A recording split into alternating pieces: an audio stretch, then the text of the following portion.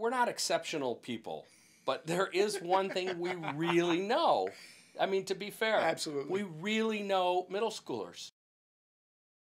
It's a rare set of books that are truly age appropriate in the readership, in the taste, the style, in terms of kids are going to enjoy reading this because it's fun to read, but it's not always funny. There's some very serious sections. Absolutely. But I think it has the feel, and what kids have already told me is that it feels like we're having a conversation with them and we're sharing the wisdom that we've gleaned along the way, and we're telling them the truth in a way that adults often don't tell them the truth. You know, the way that you have had some people use it, I've seen some people use it as well, is not even just one kid sitting and reading the book, but a group of kids, making it kind of like a small group curriculum, reading a few chapters, one chapter at a time in a group of people together, and that's been a pretty effective way. Yeah, it's actually what I'm doing with my small group right now on Wednesday nights.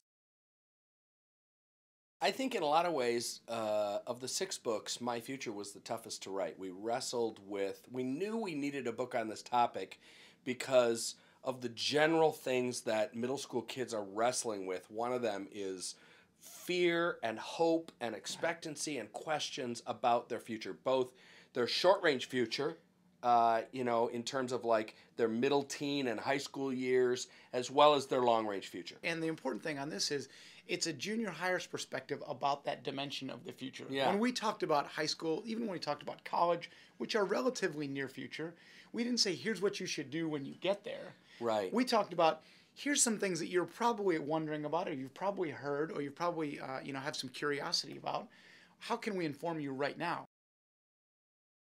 We knew we wanted one of the books in the series from the very beginning to be about all the developmental issues. It's an overview of early adolescent development written for kids, but it's not a sex book. Right. It's not a birds and the bees book. And it's My Puberty didn't sound like a very good We title. joked about calling it My Puberty.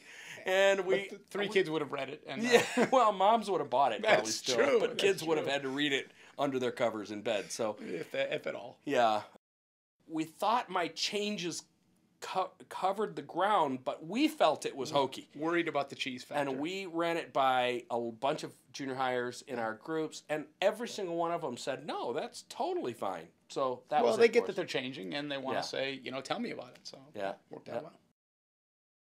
I just love these. I think they embody what I try to do when I'm talking to middle school kids, whether it's in a large group or in a small group context or in a one-on-one conversation. Right. Be truth-telling, be age-appropriate, be fun.